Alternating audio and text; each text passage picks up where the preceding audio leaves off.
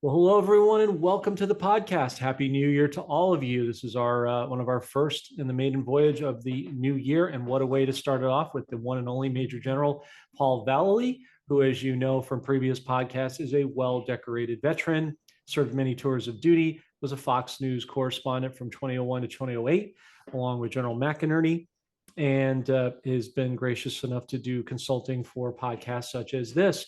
And we're honored to have him back on to ask him a series of versatile questions that he can help navigate us towards the path for the new year. If you're new to the podcast, please do like, subscribe, and share so that others can gain in the knowledge that you're being afforded. Good afternoon, General Valley. How are you doing today, sir? Well, thanks, John, and Happy New Year to you. And to you, good sir, and to your family as well. Did you have a unceremonious holiday season? Well, it was pretty quiet here in Montana with a little snow and 27 degrees here today. But anyhow, we're going to make it through the winter. Maybe go to some warm places like Florida.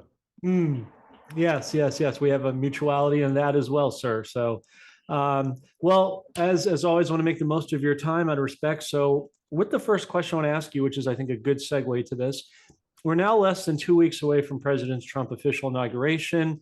Actually, 13 days today, and as you know, yesterday he was rightly certified, even with all the snow you were talking about, the potential delays they were trying to do and trying to get Senate and Congress from certifying it, but that obviously was foiled. Mhm. So, with that being accomplished, going forward with the time we have left, what potential issues or threats from the deep state do you see them using? And how can we best combat their agendas other than in prayer in the spirit realm? Well, we have to be very vigilant over the next 2 weeks, especially the police and the Secret Service. The threshold out there now is very, very high. I just talked to an individual that is linked into a Secret Service individual, and they're on high alert, um, anticipating some more type of events. What they'll be, we don't know. Whether there'll be individual jihadis like we saw in New Orleans, or whether there's a control element that's controlling and will initiate attacks around America prior to January the 20th. So we can't assume it's going to be quiet. So we have to, again, be alert and be vigilant, especially our police Indeed. and the military. Mm, We exactly. know we know some of the attacks could hit our water, our cyber attacks against our electrical grid system, food supplies, and so on. Now, I'm not saying that's going to happen, but Mhm. those are threats that have been, I would say, put on the table over the last few months. These things that could happen because of all the criminal activity that has come across our border. We know a lot of jihadis have come in from the Middle East across our border, where they're at. The FBI really needs good intelligence right now. I'm not confident they still have it. So that's why we're going to have to rebuild and restructure the FBI with the new Correct. administration. And Cash Patel, I have confidence that he'll be the one. He can do it. He understands what's happening and what has not happened within the FBI.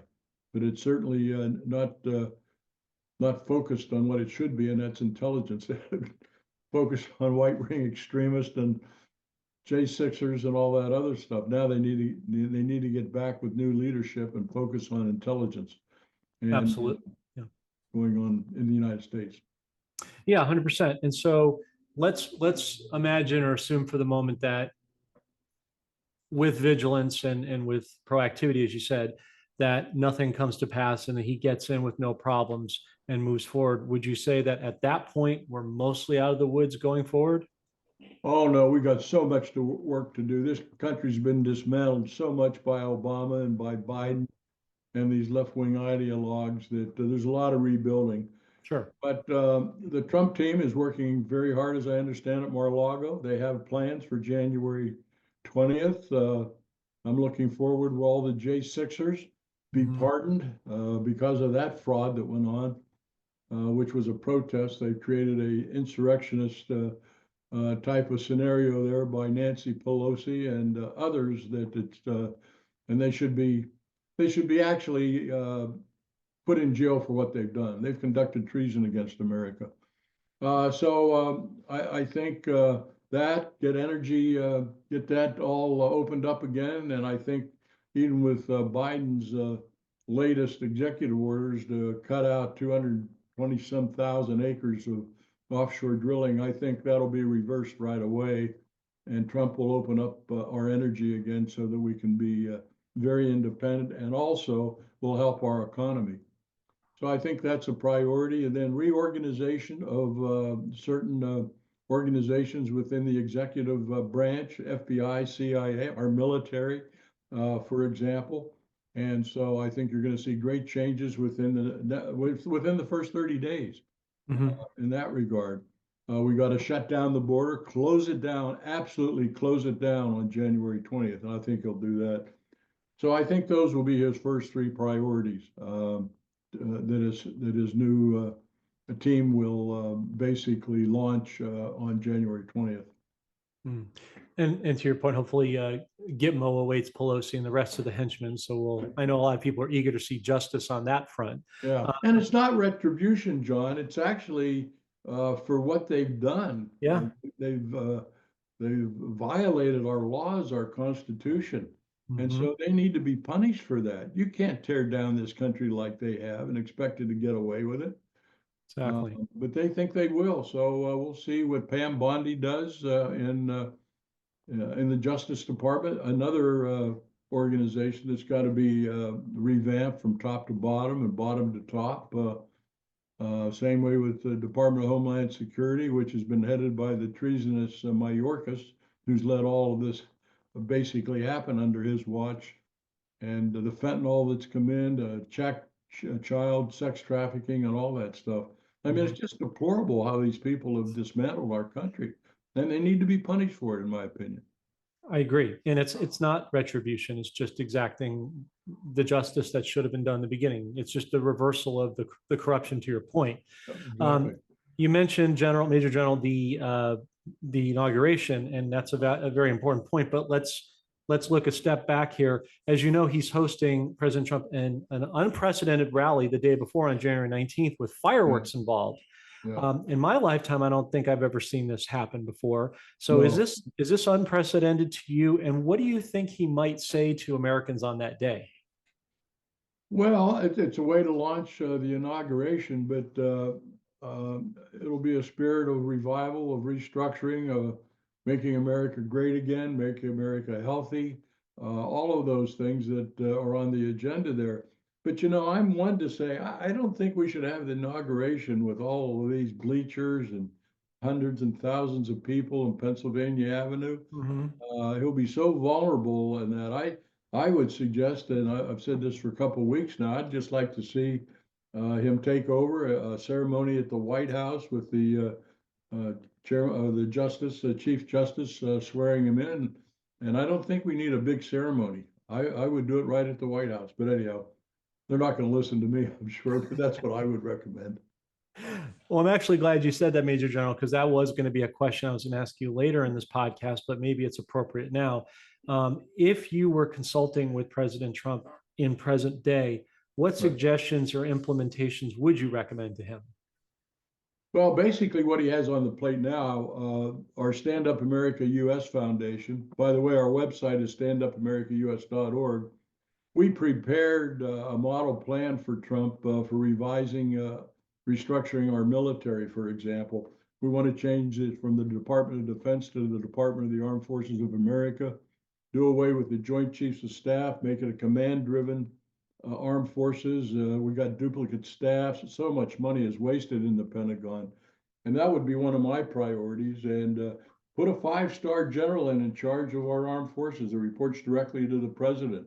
We don't know all these double staffs and multiple organizations that all they do is spend our tax dollars. And I would really clamp down on the association of our Pentagon generals and admirals with the defense industry. That's much too close, a lot of collusion going on.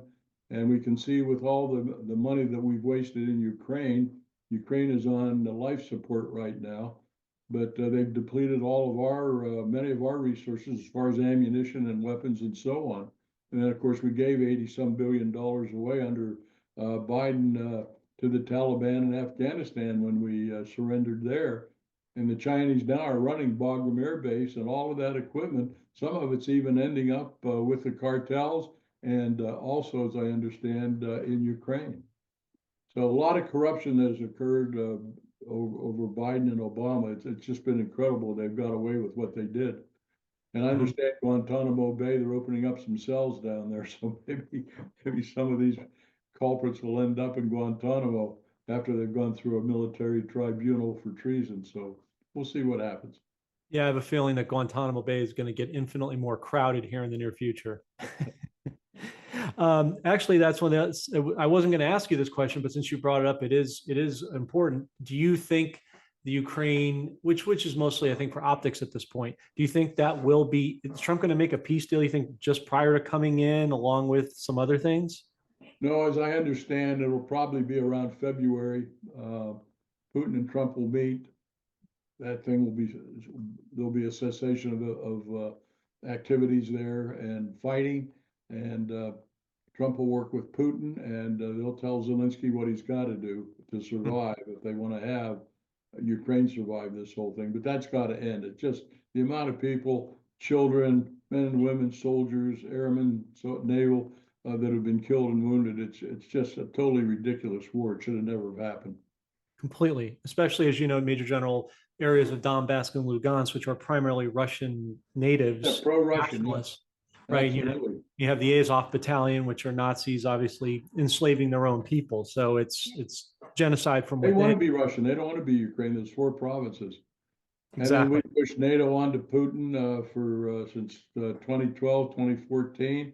And he just said, no, you can't do that. We don't want NATO on our borders like that. And we kept pushing. NATO kept pushing. NATO basically, to me, doesn't serve a purpose anymore. Yeah. And I think Trump will work not to fund it. They may keep it around for a while, but eventually NATO just doesn't really have a mission anymore. Yeah, it's never been a friend of ours, to say the least, as you said. Spend a lot of our money, though, huh? No, yeah, they like that part. The deep state, especially. Yeah. Major General, this came out moments ago. This wasn't slated on my questions to ask you, but as you know, the news is so live and fluid at this point. Things just come up, almost seemingly moment by moment. And that is, ironically, from the posting of the general. Iranian channel reports that the world is on the verge of witnessing extraordinary events and developments in the coming hours. What do you make of that statement? Well, Iran, you're talking about Iran? The statement came out of Iran? Yes, sir. I don't see them doing anything. I mean, Israel's watching them very closely. They have eyes on them. Mossad's very active within Tehran, the city in Iran. They're very active, know what's going on. They know what's going on in Beirut. They're tracking everything in Syria right now under the new regime that's in Syria at this time, headed up by a gentleman named Julani. And I understand from the information I've been getting, they're going to work towards a voting in of a new government in March in Syria. But Trump has come out and said there's going to be holy hell to pay because of the hostages, some Americans that are still in Gaza. And so Trump has put them on notice there. And Israel's real big target right now are the Houthis in Yemen and their capabilities. So Israel's basically neutered the Hezbollah in southern Lebanon and Hamas, and they've set Iran back on its feet. And of course, they've taken out a lot of the capability that Iran had. They don't have any more in Syria because they really put a lot of installations in their depots. Iran did in Syria. They've all been eliminated. So Iran now can't pass through a lot of the equipment that they did into Hezbollah in southern Lebanon. So big changes there. So we'll have to see what happens. Yeah, exactly. And I'm glad you brought that up, Major General, because you and I talked about this offline prior to going on now, is with President Trump sort of making that very serious and literal edict about, hey, bring back the hostages who are held to pay in the Middle East. And so let me ask you just directly with your knowledge and expertise for the audience, could that possibly mean, in addition to what you just shared, could that also mean that maybe that's the US's way of taking Iran's hand off of Iraq and freeing them up to go forward? It could be. That's a play in there. That's for sure. Yeah, absolutely. Okay. Because Iran has been influencing Iraq for quite a few years now. Yep. And Some say even Iraq, they listen to Iran before anybody. But Iran has been set back quite a ways now by the Israelis. Absolutely. Thank you for that. That's very important what you just shared. As you're well aware, Major General, the Trump administration vis-a-vis Doge has an aggressive 100-day plan to eliminate, among other things, income and property tax, which are always unconstitutional, legal to begin with, as well as cutting somewhere between 80 to 90% of useless government spending. What other initiatives are you looking to see them achieve during this period of time? Well, streamlining our government, we just don't need this big government. I think some of these agencies need to be set in different parts of the United States. Of course, there's going to be a big fight as individuals will be losing their jobs. So I think Musk and Vivek, you need some kind of what we did in the Pentagon too, to transition people from military life into civilian life. So they need to have some kind of transitioning organization, small, that'd be very good, that can transition some of these federal workers into the private economy, into businesses and so on that can be built up again. But definitely, many of these organizations can be tweaked, so to speak. A lot of individuals, I don't know how many are going to work, but there's a hell of a lot of federal workers are still working from home when they should be going to their offices to work. So they'll look into that, but basically we want to get rid of all the fat. We want to get rid of the duplication. We want to get rid of organizations that we don't need at the federal level. We don't need a Department of Education, for example. That should all go back to the states, local schooling. That's what we need. This Department of Education, they fed off of the tax dollars for so long, being more interested in the teachers and their pay in the union than the students. And look what's happened to our educational system. It's just been downgraded so much over the years because of the federal oversee of the states. And I even talked here in Montana to our people about it. And a lot of even people at our state capitol, they didn't want to upset the apple cart. They said, well, if we do this, the Department of Education will cut off our funds. So we got to get rid of that kind of a mindset that we can't tap or do anything because the federal government will take money away from us. It was like the Catholic Church. I talked to some bishops, and they didn't want to mess around criticizing the government because they'd lose their 501c status. I mean, if we're doing things because of taxes, that's absolutely wrong. Needs to be done away with. Completely. Get back maybe to a flat tax or whatever. We need one tax. We could do away with the IRS. Exactly. Tariffs will achieve a lot of that, as you know. Money would still go into the treasury. We don't have to have income tax forms filled out. I mean, there's a lot of things in 2024 that can be done to our government. It's going to take time, though. There's no doubt about that. It can't be done overnight. Right. It's funny, Major General, because Laura Boebert on X just reported this, and I'm just adding this into the mix of the conversation. She's making the discussion about abolishing the ATF in addition to some of these other organizations. What are your thoughts about that? Well, the organizations like ATF, you still have missions for them. When you're talking about weapons and you're talking about basically having the federal authorities that can basically assist the local sheriffs and police. That's what we want to have. We want to have that working relationships. But certainly they're going to have to look at if we're going to keep certain organizations and agencies, how are we going to streamline them so that we get the biggest bang for the buck? And we're just not creating. I mean, I had a discussion with somebody, I don't know how you feel about this, but we have all of these cities and towns, they have mayors, but then they have a board of supervisors. What the hell do you need a board of supervisors where you've elected a mayor to be the leader? He can have all those functional things under the mayor's office, the way it used to be. But we created all these bureaucracies that cost money, and they get in the way a lot of the times. I mean, I think you're right, Major General. We have bloated bureaucracy at the local government. It's only going to make its way up to the top.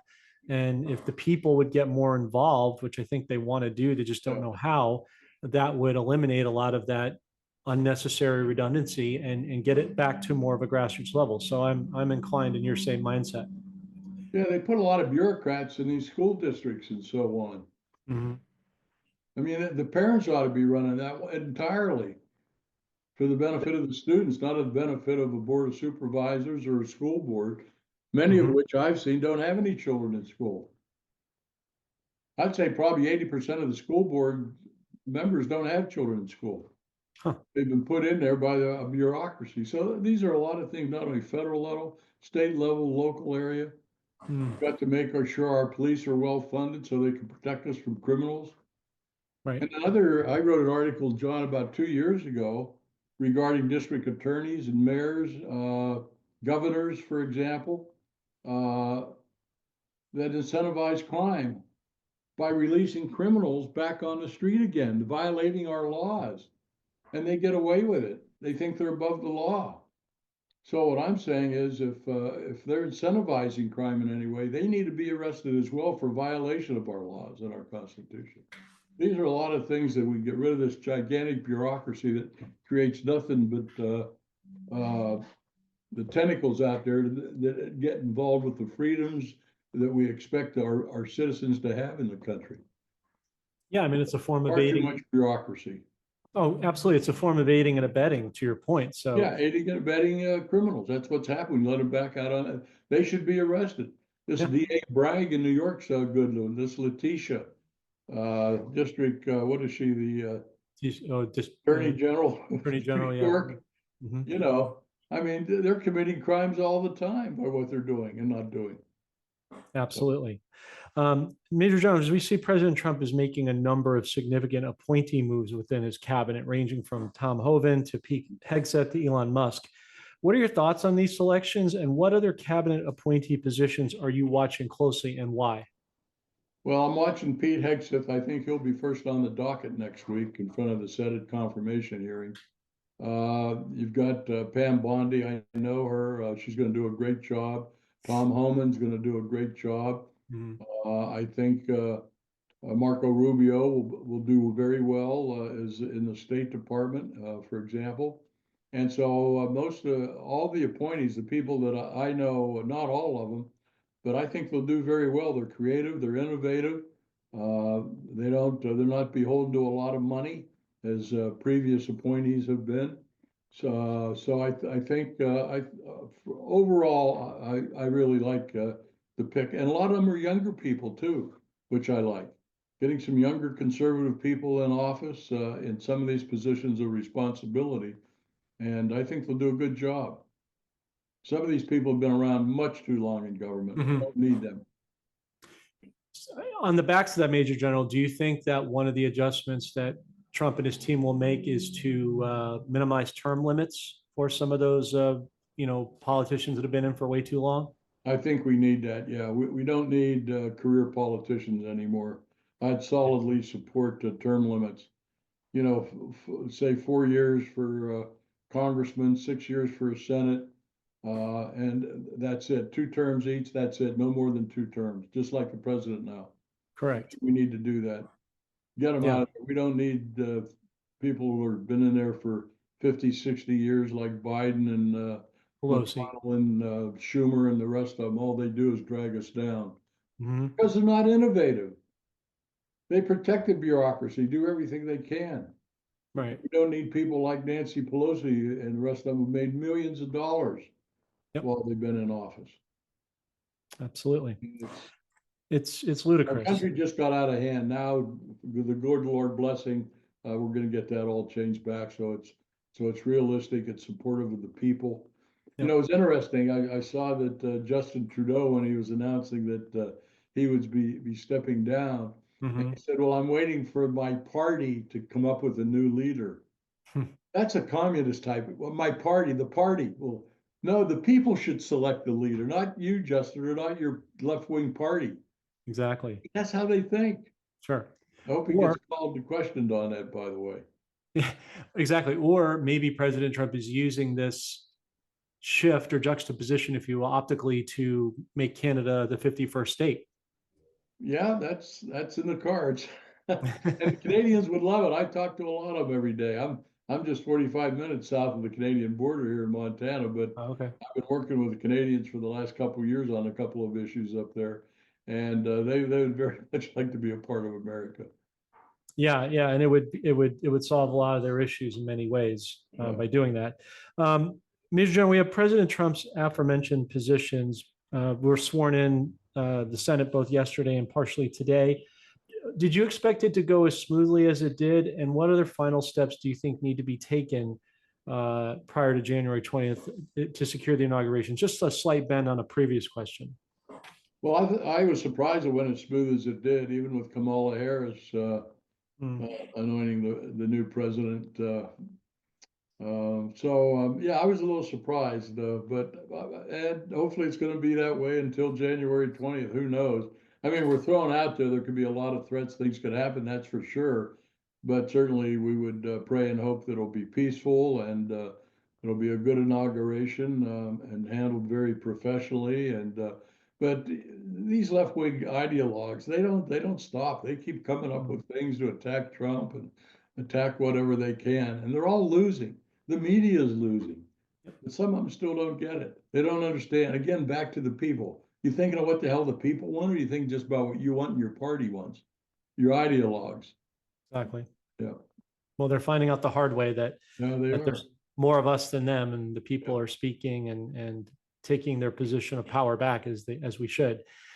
As you are aware, Major General, President Trump is setting himself up to be the new crypto president, as well as removing the private Western central bank. He'll be the third president in history to achieve that, with the last one, as you know, being Andrew Jackson, which not coincidentally was above his left shoulder in his first term in the White House, the picture. Do you see us going back to the gold standard with a new U.S. note this year? And with this move towards nationalism, does this help other countries to achieve their own sense of nationalism as well, especially as it relates to BRICS? Well, yeah, let's talk about BRICS a little bit. That Please. certainly is a organization. I don't know how many countries now, but I think it's over 40 or 50. And it's not that they've come out and said it's not what we want to do away with the dollar as an international currency, but we certainly would like to see us go back to gold, to silver. I think we need to do that. The bitcoins that are mined, and that's going to be very big in that. So we're going to be dealing now with countries like part of BRICS is Russia, China, Brazil, India, South Africa, very influential countries. And it was estimated that BRICS and their countries would control 2/3 of the world's GNP, gross national product, in 2025. So they're out there. But many of them are so tired of seeing the United States and getting all these unnecessary wars, creating all of these problems all the time. I think they all would like to see some peace, that they can develop their own economies. And you've got China. China's everywhere. I mean, they're in Central South America, Africa. The Silk Belt Initiative that they initiated. I mean, they're everywhere. And so we've got to look to that. And they're not friendly to the United States. I think Xi Jinping, if I can say it right. I mean, they want to be the world dominant power. There's no doubt about that. Right. But Trump he'll know how to deal with Xi and Putin, and I think we're going to see a much more positive cooperation now. And hopefully they won't kill the dollar. But I do think we need to get back to the gold standard. Yeah, absolutely. And I was looking into a Major General prior to our podcast. They now have over 50 countries. 10 have recently joined, to include Kazakhstan, Indonesia, El Salvador, and many others. And there's another 25 poised to go in. So you'd be looking this year somewhere between 75 and 100 countries, which would represent well over 50% of the world's population. So there's got to be, I think, a happy medium, right, whereby we can power up our dollar under an actual gold standard again, audit the Fed, do all that, and still allow them to have a sense of autonomy away from the dollar hegemony, which has enslaved them for far too long. Well, and when you look at the global situation, look at the demise of the United Kingdom, France, Germany. These are non-functional governments, totally. I can't understand why the British don't stand up more to the left-wing ideologues in Great Britain. They say there's two countries there. There's London, and then there's the rest of the United Kingdom. Then Right. you got Macron, who's a very weak leader. The Germans are complete chaos in Germany right now. Mhm. And a lot of because of the flooding in of all of these refugees that came in from the Middle East. I mean, you got parts of London and other places in UK or even in Paris, the no-go zones. You can't in because it's controlled by the Islamists. Yeah. So And they've got a lot of problems in Europe, but this BRICS, they're futurists. They're looking at the future out there. I don't see anybody in England, Germany, or France right now that are looking into what their future should be. And I think a lot of those are going to be removed, and I think they'll become more conservative in their governments. Yeah, Hopefully, absolutely. Sorry, go ahead. no, I would just hopefully they will. Hopefully they'll get it because the people are going to rise up in Europe. I mean, even the Scandinavians are way out front of the other European countries. They are. And to your point, Major General, also, I think you probably saw over the weekend, Austrian Chancellor Karl Nehammer also resigned. So you're seeing some of these bad guys step down, unceremoniously as they're exiting for the cheap seats. And I was glad you brought up Europe because you also see, we were talking about this offline, Trump Force One arriving this morning in Greenland. Do you think he's got plans to make Greenland part of a U.S. territory because of the resources they have? I think two things: national security, Okay. as well as the resources there. And they're basically very independent now from Denmark, though Denmark owns them. But I think you make a deal with Denmark, and I think you're going to find that's going to be a very positive solution for us to have that relationship or whatever organization they'll have. We buy it, we own it. Same thing with Canada. So Yeah, they're absolutely. going to have to really put their minds together how that's all going to work out. But I think it's very positive. I agree. One other side note before I ask the last question for today, Major General, is you probably saw this. I don't know if it was about 2-3 weeks ago. The president for El Salvador, Nayib Bukele, had just announced that they found in their research close to $3 trillion worth of gold assets in the ground. So, Wow. yeah, that's a significant up and coming Yeah. country, particularly with the 92% removal of gang activity in that country. They're really He's a turning it great around. president, by the way, down there. He's probably the top conservative political leader now in Central or South America. I Oh, but agree. the Argentine new president, he's very conservative too. So Oh, you're seeing Malay. the Mhm. turnaround, yeah. Yeah, I Oh, think they're all in transition to some degree, John. that's what it looks like. I was going to say, Major General, it looks like President Trump sort of floated out Malay to sort of be the ribbon cutter of things, outside of America to show the world what is a foretelling for the U.S. as the quote unquote gold standard, if you will. Yeah. So thank you for that. Last question for today, because I want to respect your time, is once President Trump is officially ensconced back in office here this month, and this is a question I asked you a while ago, it's maybe just good for a reprise. Would that effectively start the beginning of us going back to a constitutionally restored republic? Yes, I think so. Absolutely. And we need to do that. We do. How long do you think I know this is sort of a broad question, but as you said, it will take time, but in a based on your vast experience of things, approximately how long would you think it would take to get the foundational elements of that set up and established? Well, you initiate them based on priority beginning January the 20th, okay? Mm-hmm. And it's all about priority. It's all about funding and solutions and how you migrate a lot of this stuff into more advanced organizations that save the American dollar and becoming a more efficient government.